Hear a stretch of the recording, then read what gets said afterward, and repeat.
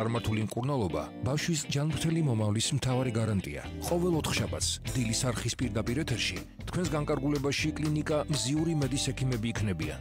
ყოველ 4 შაბათს ჯანმრთელი დილა მზიური მედთან ერთად. ღია ეთერში დაგიბრუნდით გადაცემით ჯანმრთელი დილა, ძალიან საინტერესო აქტუალურ თემაზე ვისაუბრებთ. პირველი ტიპის შაქრიანი დიაბეტი ბავშვებში. ჩემი სტუმარია ბავშვთა ენდოკრინოლოგიის რეზიდენტი ანა გოგსაძე. მოგესალმებით ანა, მადლობა რომ ჩვენთან ერთად ხართ და რაც შეეხება შაქრიან დიაბეტს, ხშირად მოგმართავენ მშობლები და რა თქმა უნდა აინტერესებს თუ როგორ უნდა მართონ ეს პროცესი, მოგმართავენ ფეხმძიმეებიც, ასე რომ ვფიქრობ რომ დღეს ძალიან ბევრ პასუხს კითხვას გაეცემა პასუხი ამ თემასთან მიმართებაში და მოდით უპირველეს ყოვლისა გითხარით თუ რას ნიშნავს და რა არის შაქრიანი დიაბეტი. მოგესალმებით პირველ რიგში, მივესალმები მსმენელს, მადლობას გიხდით მოწვევისთვის და დიახ, ნამდვილად შაქრიანი დიაბეტი არის ისეთი თემა, რომლის მკურნალობაშიც მთავარი და ძალიან დიდი როლი აქვს ინფორმირებულობას პაციენტის და ასევე ბავშვთა ასაკში მშობლის ინფორმირებულობას. ამიტომ ვფიქრობ საინტერესო იქნება ნამდვილად ყველასთვის. შაქრიანი დიაბეტი ეს არის დაავადება, რომლის დროსაც დამახასიათებელი არის სისხლში გლიკემიური მაჩვენებლების დარღვევა, კერძოდ მაღალი შაქარი, ანუ ჰიპერგლიკემია. ორი ტიპის შაქრიანი დიაბეტი გვაქვს, პირველი და მეორე ტიპი. პირველი ტიპი ასევე ცნობილია როგორც ინსულინ დამოკიდებული შაქრიანი დიაბეტი, მეორე ტიპი ეს არის ინსულინ დამოუკიდებელი შაქრიანი დიაბეტი. ბავშვთა ასაკში უფრო მეტად პირველი ტიპი არის გავრცელებული, თუმცა ორივე ტიპის დიაბეტი შეიძლება შეგვხვდეს ორივე ასაკში, ბავშვთა ასაკშიც და მოზრდილთა ასაკშიც. და რა თქმა უნდა საინტერესოა როგორ უნდა ამოვიცნოთ, ჩვენ კონკრეტულად ვსაუბრობთ პირველი ტიპის შაქრიან დიაბეტში და რა ასაკიდან არის შესაძლებელი რომ განვითარდეს. კი ბატონო, პირველი ტიპის შაქრიანი დიაბეტი შესაძლებელია განვითარდეს ჩვილობიდანაც მცირე ასაკიდან, შეიძლება 2-3 წლის ასაკში მოზარდობის პერიოდში, მაგრამ უფრო ხშირი არის მაინც სანამ ბავშვია, სანამ ბავშვთა ასაკია. მაგრამ არის ისეთი შემთხვევებიც, თუმცა ეს ძალიან იშვიათია, როდესაც უკვე მოზრდილში შეიძლება განვითარდეს პირველი ტიპი. თუმცა როგორც თქვი, ამას აქვს იშვიათი ხასიათი. რაც შეეხება გამოვლინებებს, კლინიკურ მახასიათებლებს, მთავარი სამი სიმპტომი არის ამ დროს ეს არის გაძლიერებული წყურვილის გრძნობა, გაძლიერებული შარდვა და ასევე წონაში კლება. გარდა ამისა შეიძლება გამოხატული იყოს უღონობა, ძლიერი საერთო სისუსტე, შეიძლება იყოს პერიოდულად მხედველობის დაბინდვა, ასევე უფრო დარღვეული შემთხვევების შემთხვევაში, როდესაც აცეტონის სუნი პირიდან, პირღებინება, გულისრევა.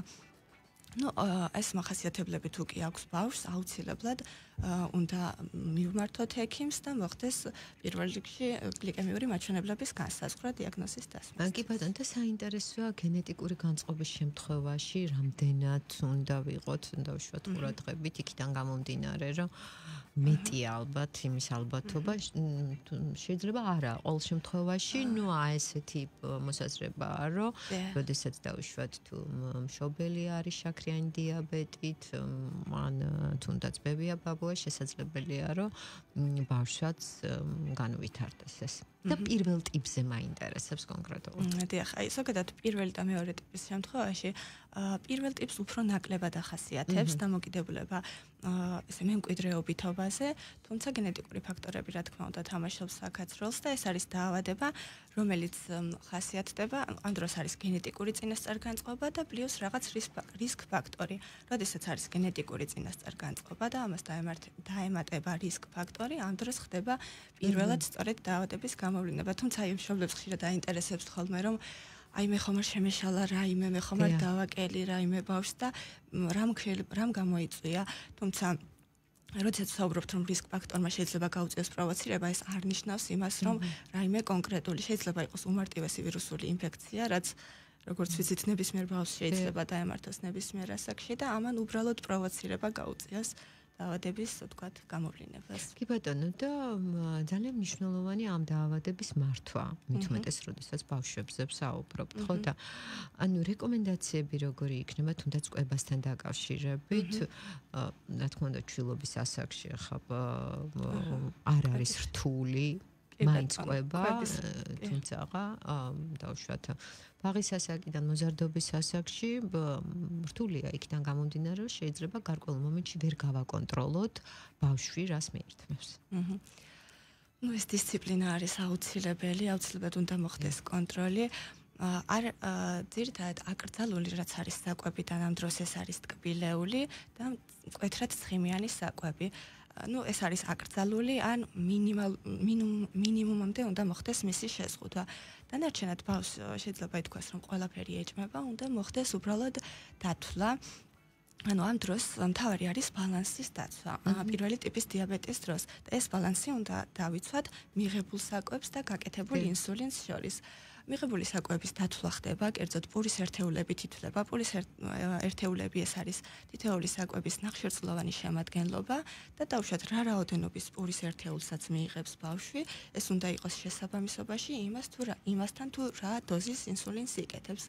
აი მთავარი არის ეს ბალანსი, ამ ბალანსის შენარჩუნება. და როდესაც ინსულინის ინექციაზე ვსაუბრობთ, ანუ ამ დროს რა არის გასათვალისწინებელი და დავუშვათ შესაძლებელია თუ არა რომ ბავშვმა თავად გაიგეთოს წერტილოვნად ეს თუ აუცილებლად დავუშვათ მშობელი ან მედპერსონალი უნდა იყოს ამ დროს. დიახ. თუნდაც ბავშვმა რამე შეცდომა არ დაუშვას. დიახ, ანუ პირველი ტიპის დიაბეტის მკურნალობა ხდება მხოლოდ ინსულინ თერაპიით. ესეც ხშირად აინტერესებთ ხოლმე მშობლებს, რომ ისმენიათ თქვათ, რომ მეორე ტიპის დიაბეტის მკურნალობა ხდება ტაბლეტითაც, ტაბლეტოთერაპიითაც, მაგრამ პირველი ტიპის შემთხვევაში ესე არ არის. აქ სამკურნალო პრეპარატი არის მხოლოდ ინსულინის ანალოგები და ინექცია კეთდება, არის გამზადებული მზა შპრიც კალამი და ის არის შევსებული ინსულინით და იმდენ ერთეულს იკეთებს ბავშვი, რამდენი ერთეულიც აქვს დანიშნული ექიმის მიერ. ინექცია შეიძლება გაიკეთოს ბავშვმაც, არ არის ეს შეზღუდვა, უბრალოდ გაჩნია ბავშვის ასაკს, რა თქმა უნდა, იმ ასაკიდან, როდესაც უკვე თავად შეძლებს, შეიძლება თავადაც გაიკეთოს, არის განსაზღვრული ინექციის წერტილები, ეს არის მთავარი არის ის, რომ ინსულინის ინექცია კეთდება კანქვეშ და არა კუნთში. და ამიტომაც არის განსაზღვრული წერტილები, ეს არის მუცლის არე, მუცლის წინაკედელი ჭიბის ირგვლივი მიდამო, კერძოდ ჭიბიდან 2 სანტიმეტრის დაშორებით და იქეთ, ესე ვთქვათ, არის კლავების გვერდითი ზედაპირები, ბარძაყების წინა და გვერდითი ზედაპირები და ასევე დუნდულოების ზედა ლატერალური ადგილები და ამ წერტილებში ნებისმიერ ადგილას შეიძლება მოხდეს ინექციის გაკეთება. კი ბატონო და ნახეთ ამ შემთხვევაში რა თქმა უნდა ბავშვს თავისი ცხოვრების რუტინა აქვს. მით უმეტეს, როდესაც ჩვენ ვსაუბრობთ პატარებზე, ალბათ მათთვის ცოტა რთული სამართავია, თუმცა ამ შემთხვევაში ხა ფსიქოლოგიურ ფაქტორებზეც მინდა აქცენტი გავაკეთოთ.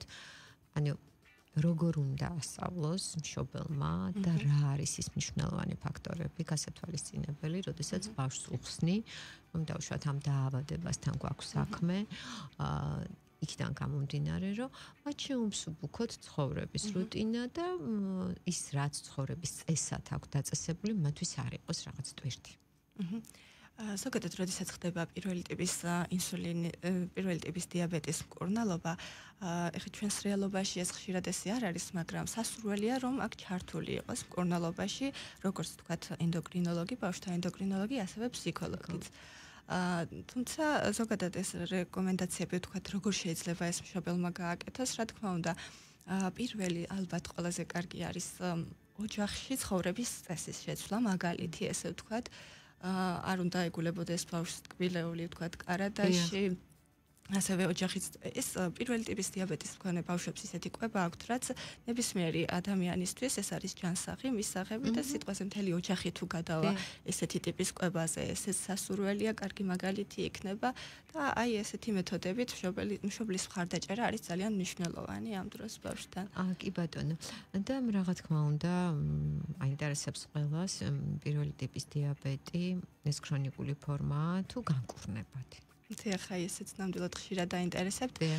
სამწუხაროდ ეს არ არის განკურნებადი ფორმა, არის ქრონიკული დაავადება, თუმცა არის მართვადი, მუდმივ დისციპლინას მოითხოვს ამ წამყვანი და მთავარი არის აქ დისციპლინა. თუ კი მოხდება სწორი მართვა, შენარჩუნება გლიკემიის მაჩვენებლების ნორმაში, ანუ ჩვენთვის მთავარი მიზანი არის, რომ სამიზნე ციფრებში მოხდეს გლიკემიური მაჩვენებლების შენარჩუნება. თუ კი ეს ასე იქნება და ბავშვი დაიცავს სწორ რეჟიმს, ასეთ შემთხვევაში ეს არ წარმოადგენს რაიმე კონკრეტ საშიშროებას ბავშვისთვის. თუმცა რა თქმა უნდა, მუდმივი მეთვალყურეობა არის საჭირო. დიახ, ამ დაავადების დროს დავუშვათ რა აკრძალვებზეა საუბარი, რაც კატეგორიულად არ შეიძლება. კატეგორიულად აკრძალული, უფრო მეტად აკრძალული არის ტკბილეული, მკვეთრად ცხიმიანი საკვები, როგორც თქვით, თუმცა ესეც ახლა არ შეიძლება ბოლომდე აკრძალვა ალბათ ვერ მოხდება, მაგრამ იმ შემთხვევაში თუ კი ვთქვათ ბავშვი მიიღებს ბევრ ტკბილეულს, სიტყვაზე სხვა რაღაცას მიიღებს, ნაკლებს, სხვა პროდუქტს მიიღებს, ნაკლებს და ესეც შესაძლებელია პერიოდულად, რა თქმა უნდა, მივცეთ ბავშვს ამის უფლება. გარდა ამისა, საინტერესო არის ფიზიკური აქტივობაც. Აი ფიზიკური აქტივობა აქვს ის ეფექტი შაქრიან დიაბეტზე, რომ შაქრის ციფრებს, გლიკემიურ მაჩვენებლებს წევს დაბლა და ამ დროს არის ჰიპოგლიკემიის განვითარების რისკი და საფრთხე. თუმცა რა თქმა უნდა, არ უკრძალავთ, აქაც რა თქმა უნდა, არ უკრძალავთ, არ შეიძლება ბავშვს აუკრძალო ფიზიკური აქტივობა. არც სპორტსესიარული, ცეკვასესიარული მათ შორის, თუმცა უნდა იყოს ესეც მეთვალყურეობის ქვეშ. ალბათ ზედმეტი დატვირთვა არ უნდა მიიღოს. აი მაგალითად, როდესაც მშობელმა იცის, რომ ბავშვი უნდა წავიდეს სპორტზე ან ცეკვაზე, შეიძლება დამატებით საკვები მისცეს, რომ შაქარი ძირს დაბლა არ დავარდეს. ან თქვათ ინსულინის მეტი დოზა გააკეთოს, ოღონდ ეს ყველაფერი რა თქმა უნდა ხდება ექიმთან შეთანხმებით. და თუ სისხლში ჩაგერთვებით საუბარში გლუკოზის მაჩვენებელი იწევს, აი როგორ უნდა ამოვიცნოთ, როგორ მიხვდეთ ამას? დიახ, ამას აქვს თავისი კლინიკა, თავისი მახასიათებლები. კერძოდ ამ დროს დამახასიათებელია სიფერგვრთალე, ტახიკარდია, ან გულის ცემის აჩქარება, ტრემორი, შესაძლებელია კანკალი იყოს ამ დროს და გამოხატული კრუნჩხვები და აი ყველაზე რთულ შემთხვევაში შეიძლება კომაც განვითარდეს. ამიტომ ეს ძალიან საყურადღებო არის, რომ ისევე როგორც არ გვაწყობს, რომ ბავშვს კონდეს მაღალი შაქარი, არ გვაწყობს არც ის, რომ განვითარდეს დაბალი შაქარი და ამასაც ყურადღება ჭირდება და არის შეიძლება ვთქვათ ტკბილეული ჰქონდეს თან ბავშვს, რომ ვთქვათ ასეთ მომენტში ჩაიდოს უეცრად, ან შესაძლებელია აი ხა რთულ შემთხვევებში არის ინსულინის ანტიინსულარული მოქმედების პრეპარატი გლუკაგონი, რომელიც ყველა პაციენტს ეძლევა ინსულინთან ერთად, რომ ვთქვათ მკვეთრი ჰიპოგლიკემიის შემთხვევაში მოხდეს მისი ინექცია, თუმცა ეს რა თქმა უნდა მხოლოდ იმ შემთხვევაში, როდესაც საგრძნობლად დაიწევს შაქრის მაჩვენებელი და ესეც თითოეულ პაციენტს ექიმის რეკომენდაციები ეძლევა, რა დროს, რა დოზით, როგორ უნდა გაიკეთოს. კი ბატონო. და ბუნებრივია ეს მშობლებს აინტერესებთ ძალიან ხშირად გვწერენ ამასთან დაკავშირებით, რაც შეეხება დაუშვათ მოზარდობის პერიოდს, როდესაც იწყება პირველი პუბერტატიული პერიოდი, ისედაც ბიორიტმი ორგანიზმის იცვლება როგორც გოგონებში, ასევე ვაჟებში. აი ამ დროს რას უნდა მიაქციონ ყურადღება და უფრო რთულად გადიან თუ არა პირველი ტიპის შაქრიანი დიაბეტის მქონე ბავშვები და მოზარდები ამ პერიოდს. დიახ, ეს პერიოდი ცოტა უფრო რთული არის, რა თქმა უნდა, ფსიქოლოგიური თვალსაზრისითაც და ფიზიკური თვალსაზრისითაც. ამ დროს გაძლიერებული მადა ახასიათებთ ბავშვებს, გაძლიერებული მოთხოვნილება არის თითოეულ ნუტრიენტზე და ამ დროს ისედაც ყოველთვის უნდა იყოს ბავშვი ენდოკრინოლოგის მეთვალყურეობის ქვეშ და ძირთადად საჭირო ხდება ხოლმე ინსულინის დოზების ზრდა. ექიმი ამას რა თქმა უნდა შეამოწმებს, როგორია მისი მაჩვენებლები და ძირთადად ინსულინის დოზები იზრდება ხოლმე ამ პერიოდში. მაჩვენებლების მიხედვით შესაბამისად. კარგით, და ასევე გოგონების მშობლებს აინტერესებთ, როდესაც დავუშვათ ფეხმძიმობის დრო დადგება, ან როგორ უნდა მოემზადონ გოგონები ფეხმძიმობისთვის, ნუ ქალბატონები რა თქმა უნდა, და კიდევ ერთ-ერთი მთავარი კითხვა, აპრიორი ნაყოფს ექნება თუ არა დავუშვათ შაქრიანი დიაბეტი, თუ დედა არის დიაბეტის მატარებელი. დიახ, ესე იგი, როდესაც დედა არის დიაბეტის მატარებელი, ავტომატურად ეს არ გადადის შვილზე, ეს არ არის ისეთი დაავადება, რომელიც დედიდან შვილს გადაეცემოდეს.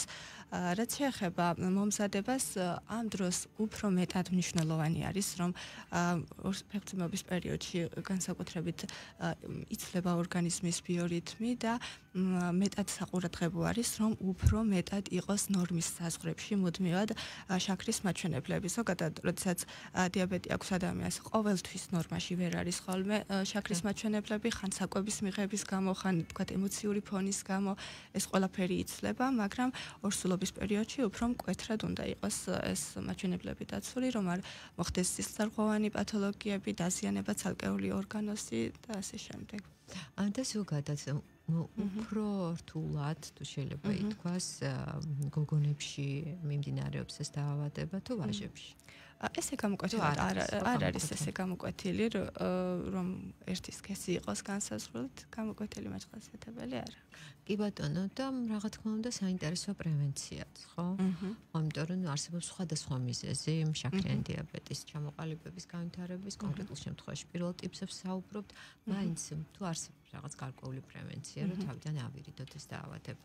ესე იგი პირველი ტიპის შაქრიანი დიაბეტი ეს არის პათოლოგია, რომლის დროსაც ხდება ინსულინის წარმომქმნელი უჯრედების ინსულინს ადამიანის ორგანიზმში წარმოქმნის პანკრეასის ანუ კუჭქვეშა ჯირკვლის ბეტა უჯრედები და ამ უჯრედების დაზიანება ხდება ავტოიმუნური პროცესით. ამის ავტოიმუნური პროცესის მიზეზი ჩვენ ზუსტად არ ვიცით რა არის. ბევრი ავტოიმუნური დაავადება არსებობს და ნებისმიერ შემთხვევაში რა ატრიგერებს ამ ყველაფერს ჩვენ ეს არ ვიცით და ამიტომ არ არის რაიმე კონკრეტული ღონისძიება, რითაც შეიძლება ჩვენ თავიდან ავირიდოთ პირველი ტიპის შაქრიანი დიაბეტი, თუმცა პრევენცია შეგვიძლია განვახორციელოთ სამომავლოდ მომავლის პერსპექტივაში, რომ დავუშვათ, როდესაც მოხდება ბავშვთან შაქრიანი დიაბეტის დიაგნოზის დასმა, 5 წლის შემდეგ, 10 წლის შემდეგ, 15 წლის შემდეგ იყოს ისეთივე ჯანმრთელი, ისევე გამოიყოს მისი ორგანიზმი, როგორც იყო დასაწყისში. ეს ხორციელდება გლიკემიური მაჩვენებლების მუდმივი მონიტორინგით, ენდოკრინოლოგთან კონსულტაციით, თქვათ სამ-თვეში ერთხელ ხდება გარკვეული მაჩვენებლების განსაზღვრა, ასეთია გლიკოზირებული ჰემოგლობინი, შარდის საერთო ანალიზი, ასევე ხდება თვალის ფსკერის დათვალიერება, ოფთალმოლოგის კონსულტაცია და ასე შემდეგ. ამ გზით, ანუ მეთვალყურეობის გზით შეიძლება განვახორციელოთ ჩვენ პრევენცია და ასევე კიდევ ვინაიდან ეს არის ავტოიმუნური პათოლოგია, შესაძლებელია რომ თან ახლდეს სხვა ავტოიმუნური დაავადებები და როდესაც ბავშვს დაუდგინდება შაქრიანი დიაბეტი, აუცილებლად ამაზე უნდა ვიყოთ ყურადღებით, სხვა ავტოიმუნური პროცესიც არ იყოს თანხლებით, თუნდაც ფარისებრი ჯირკვლის ავტოიმუნური დაავადება თუ სხვა ავტოიმუნური პროცესები. კი ბატონო და ბოლოს მაინც შეგეკითხებით იქიდან გამომდინარე, რომ ეს კითხვაც ძალიან ხშირად ისმის, აისახება თუ არა ცხოვრების ხანგრძლივობაზე დავუშვათ შაქრიანი დიაბეტი. ცხოვრების ხანგრძლივობაზე არ აისახება შაქრიანი დიაბეტი. აქ არის მხოლოდ ცხოვრების რეჟიმის ცვლილება, მუდმივად და არადროებით. ეს უნდა ჰქონდეს გააზრებული აუცილებლად ყველა პაციენტსა და მშობელს, რომ ეს არ არის დროებითი პროცესი და მუდმივად მთელი ცხოვრების განმავლობაში უნდა მოხდეს რეჟიმის შეცვლა და მეთვალყურეობა. თუმცა არ აისახება ცხოვრების ხარისხზეც, რომ ვთქვათ, არ აისახება, არის ძალიან ბევრი თუნდაც სპორტსმენი, რომელსაც აქვს შაქრიანი დიაბეტი, ან ვთქვათ სხვა სფეროს წარმომადგენლებს სპორტსმენებზე ვთქვათ ფიზიკური აქტივობის გამო გამომახვილე ყურადღება. ასევე სხვა სფეროს წარმომადგენლები, რომლებიც სრულფასოვნად აგრძელებენ ცხოვრებას ამ დიაგნოზთან ერთად. დიახ, მთავარია დროული დიაგნოსტიკა და დაავადების მართვა. ამ შემთხვევაში, რა თქმა უნდა, ნებისმიერი ადამიანი სრულფასოვანი ცხოვრებით იცხოვრებს. დიდი მადლობა ასეთი საინტერესო საუბრისთვის, საჭირო რეკომენდაციებისთვის. ყველა პატარას უსურვებს ჯანმრთელობას. ეს იყო გადაცემა ჯანმრთელი დილა, ხოლო ჩემი სტუმარი ბავშვთა ენდოკრინოლოგიის რეზიდენტი ანა გოქსაძე. ჩვენ ვისაუბრეთ პირველი ტიპის შაქრიან დიაბეტზე ბავშვებში. რადიო იმედის დილის არხი აგრძელებს მაუწყებლობას. მე მალე დაგიბრუნდებით. მადლობა.